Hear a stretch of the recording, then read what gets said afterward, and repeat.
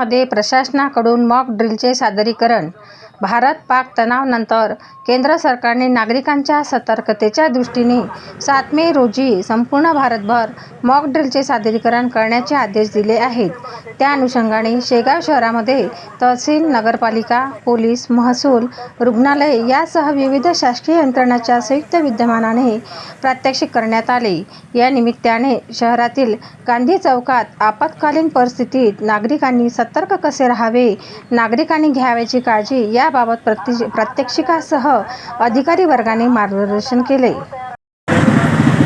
आज शेगाव शहरामध्ये गांधी चौकामध्ये पोलीस प्रशासन, आरोग्य, नगरपालिका सर्व प्रशासनाच्या अधिकारी कर्मचाऱ्यांनी उपस्थित राहून उपस्थित नागरिकांना आपत्कालीन परिस्थितीमध्ये कशा पद्धतीने हाताळायचं याविषयी आमदार साहेबांनी सूचना दिलेल्या आहे. काही प्रात्यक्षिक करून दाखवलेलं आहे.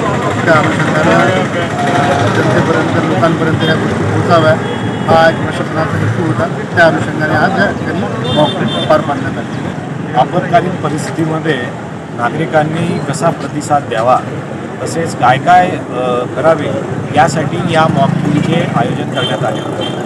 या मॉक ड्रिलमध्ये महसूल प्रशासन, पोलीस प्रशासन, आरोग्य विभाग, नगर परिषद याचे सर्व अधिकारी कर्मचारी सहभागी होते. या ठिकाणी आम्ही हेच करून दाखवले की आग लागल्यावर त्याला फायर एक्सटिंग्विशरद्वारे कसा वापर करून विझवावा किंवा फर्स्ट एड कसं करावं आणि कसा स्ट्रेचरचा वापर करावा. तसेच आमच्याकडून याही सूचना दिल्या गेल्या आणि जनतेला हे आव्हानही आहे. आपल्या मार्फतीने सर्व सोशल मीडियाच्या पत्रकारांच्या मार्फतीने आमचं हे आव्हान आहे की कोणीही पॅनिक होऊ नये आणि अफवा पसरवू नये. सोशल मीडियावरती अफवा पसरवू नका.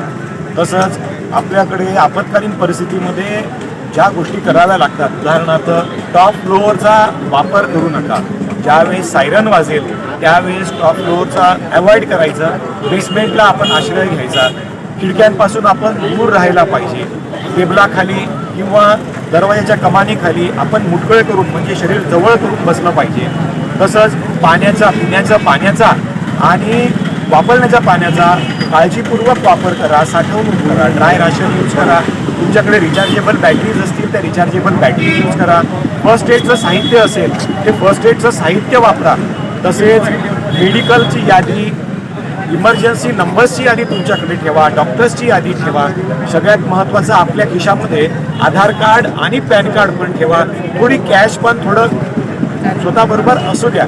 इन केस इमर्जन्सीमध्ये ज्या गोष्टी आपल्याकडे लागतात त्या गोष्टी असू द्या आणि ज्या वेळेस प्रशासन तुम्हाला काही सूचना सांगेल त्या सूचनांचं पालन करा. मॉक ड्रिल शेगाव शहरामध्ये आयोजित करण्यात आलेलं होतं. या मॉक ड्रिलमध्ये नागरिकांनी काय करावे, काय करू नये याविषयी माहिती देण्यात आली. सर्वात महत्त्वाची बाब म्हणजे आपत्कालीन परिस्थितीमध्ये रक्ताचा आपल्याला आवश्यकता पडते.